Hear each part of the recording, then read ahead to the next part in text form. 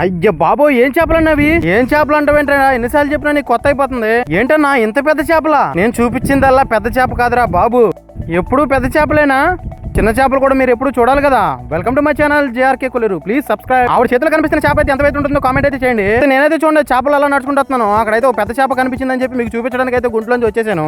ఇకపోతే ఈ లొకేషన్ వచ్చేసి నందిగవలంక వెంకరాజ్ గారి చెరువులకి అయితే మేము అల్లపట్టుబడికి అయితే వచ్చేసాము. ఓ పక్కన 2 బళ్ళు అయితే పెట్టారు. 2 బళ్ళు సరుకు ప్యాకింగ్ అయితే హోరాహోరీగా పొట్టపొట్టికి అయితే సరికైతే చేసుకుంటున్నారు. ఎండాకాలం వచ్చింది కాబట్టి దీంట్లో ఎగ్ ప్లేన్ అది డివైడ్ చేసుకుంటూ ఉంటారు ప్యాకింగ్ వాళ్ళు. ఎగ్ అంటే జన చేపలు. ఇంకా ఆయన చేతిలో కనిపిస్తున్న కట్టాలు ఏ సైజు ఉంటాయైతే చెప్పండి.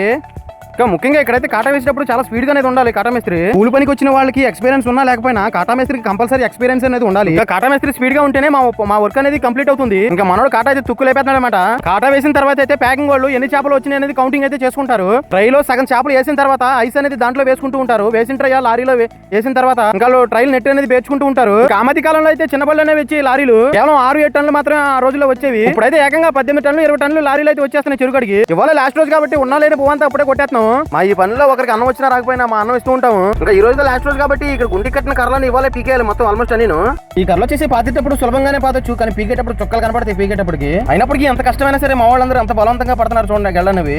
ప్రజెంట్ కూల్ అయితే 700 రూపాయలు అయితే కూల్ అయితే ఇస్తారు. ఇంకా 4-5 రోజులు అయితే కూలు పెరిగే అవకాశం అయితే ఉన్నదంట. పెరిగే 150 అయినా పర్వాలేదు. ఎక్కడి నుంచి వచ్చే వాళ్ళకి బైక్ మీద ఈ కూలి పనికి వచ్చే వాళ్ళకి ఎంతో కొంత పెట్రోల్ కన్నా సేవ్ అవుతూ ఉంటుంది. ప్రజెంట్ సిచువేషన్ చూసుకుంటే ఒక నూనె ప్యాకెట్ 200 రూపాయలు అయింది. కేజీ చికెన్ 300 రూపాయలు అయితే అయింది.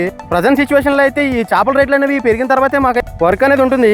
ఈ చేపల రేట్లు అప్ అండ్ డౌన్ అయితే అవుతూ ఉంటుంది. రేట్లు కాస్త రేట్లు తగ్గినప్పుడు చేపలు అనేది మేము లాగుతూ ఉంటాము. చెరువు వంటలు అయితే పెద్ద చేప రేటు పెరిగిన తర్వాత అయితే చెరువులు అనేది పడుతూ ఉంటారు. ఇంకా మేము వచ్చిన పని అయితే కంప్లీట్ చేసుకున్నాం. గెల్లనే పీకేసి అనమాట.